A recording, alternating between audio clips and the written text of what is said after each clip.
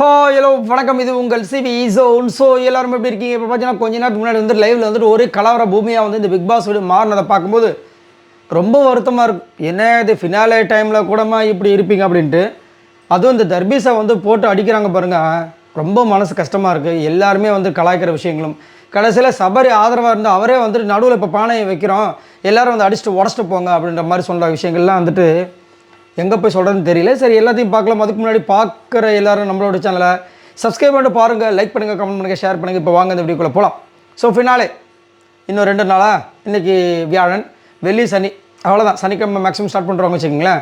So பயங்கர எதிர்பார்ப்பு யார் வரப்போகிறார்கள் அப்படின்ட்டு. இப்போ அதுக்கு முன்னாடி வந்துட்டு இந்த மாதிரி இன்றைக்கி பொங்கல் செலிப்ரேஷன்றது ஒரு ஒரு ஒரு சந்தோஷமான ஒரு நிகழ்வாக இருக்கக்கூடிய ஒரு நாள், சரிங்களா? அதுலேயும் வந்துட்டு ஒரு சில பேர் பண்ணுற விஷயங்கள் நம்மளுக்கு அப்படியே ரொம்ப மனசை கஷ்டப்படுத்துது. இவங்களுக்காக நம்ம சப்போர்ட் பண்ணோம், இவங்களையா நம்ம தூக்கி வச்சு பேசணும், இவங்க இப்படியா அப்படின்ற மாதிரி அளவுக்கு நம்மளை வந்துட்டு போட்டு ஒரு சில பேர் ரொம்ப வருத்தப்பட வைக்குது. நிறைய பேர் கமெண்ட்ஸில் ஏங்க இதை தாங்க முன்னாடி ஸ்டார்டிங்கில் வந்து ஃபஸ்ட்டு 3 வாரம் வந்துட்டு கமருதீன், வினோத், அதுக்கப்புறமா பிரவீன்லாம் பண்ணிட்டு இருந்தாங்க. அப்புறம் கமருதீன் அவர்கள் பார்வதி பக்கமாக போனதுக்கப்புறமா தான் கமருதீனோட கேமே மாறிச்சு, நிறைய விஷயங்கள் வெளியே வந்தது. அவர் நல்லா கமருதீன் வெளியே தெரிய ஆரம்பித்தார் அப்படின்ற மாதிரி சொல்லும்போது நம்மளுக்குள்ள ஆமாம்ல, அதுக்கப்புறம் எல்லோரும் மாறிட்டாங்க, இந்த கேமில் வந்துட்டு அவங்களாம் இதுவாகிட்டாங்கன்னு நினச்சோம். பட் இப்போ வந்துட்டு கானவனத் பண்ணுறது உண்மையிலேயே ரொம்ப கஷ்டமாக இருக்குது, ஏன் இதை பண்ணுற அப்படின்னு. ஸோ இப்போ பார்த்தீங்கன்னா அந்த 3 டீமும், ஒரு டீம் வந்து ஜட்ஜாக இருந்தாங்க இல்லையா. ஃபஸ்ட்டு வந்து இந்த கோல போட்டியில் வந்துட்டு நம்ம கலை டீம் தான் வந்து வின் பண்ணாங்க. அவர் எக்ஸ்பிளனேஷன் பண்ண விதங்கள் ரொம்ப அழகாக இருந்துச்சு. அதுக்கப்புறம் கயிறு இழுக்கும் போட்டி நடந்துச்சு. அதில் வந்து அரோரா, வினோத் அவங்க இருந்த டீமும் விக்ரம் டீமும் மோதினாங்க. அதில் விக்ரம் டீமும் உங்களுக்கே தெரியும் பலம் வாய்ந்த டீம்.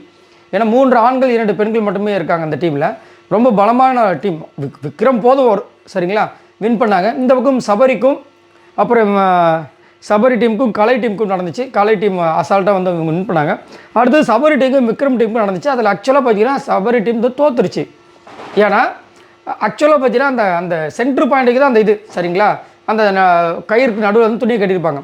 சபரி டீம் வந்து தோற்றுட்டாங்க, சபரியும் சேர்த்து உள்ளே போயிட்டார், அவங்க இழுத்துட்டாங்க. அப்போ போட்டி முடிஞ்சது தானே அர்த்தம். ஆனால் இவங்க இங்கே இருக்கிறவங்க எல்லோரும் என்ன பண்ணுறாங்க, இல்லை அதை வந்துட்டு அந்த கயிறு முதல் இந்த பக்கம் வந்துருச்சு, அதுக்கப்புறம் தான் அந்த பக்கம் போச்சுன்றாங்க. அது வந்து ஆக்சுவலாக சென்டர் ஆஃப் த பாயிண்ட்டுக்கு தான் அந்த நடுவில் வந்து துணியை கட்டுவாங்க.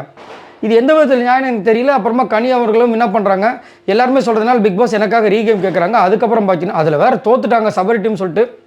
இல்லை இன்னொரு கொடுமை, சபரியோட வேஸ்ட்டெல்லாம் கலந்துருச்சு.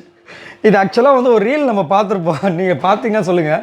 இந்த மாதிரி கயிறு இழுக்கும்போது ஒருத்தர் வந்து அப்படியே கயிறு கூடயே சேர்ந்து அந்த பக்கம் போவார், அந்த மாதிரி இருந்துச்சு சபரி பண்ணுது.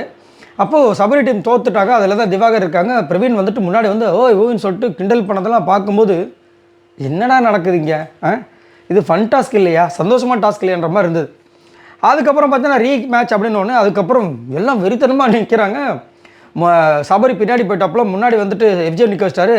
நம்ம வாட்டர்மேன்லாம் ரொம்ப வெறி கொண்டு இருந்தார், பிடிச்சி இழுப்பில் அந்த பக்கம் இத்தனைக்கும் பிரவீன்ராஜ், யார் நம்ம விக்ரம், பிரஜனு, அப்புறமா நம்மளுடைய சாண்ட்ரா, அப்புறமா வேறு யார் கெமியா யாரோ ஒருத்தங்க இருந்தாங்களே, இவ்வளவு இருந்தும் அவங்க வின் பண்ணிட்டாங்க.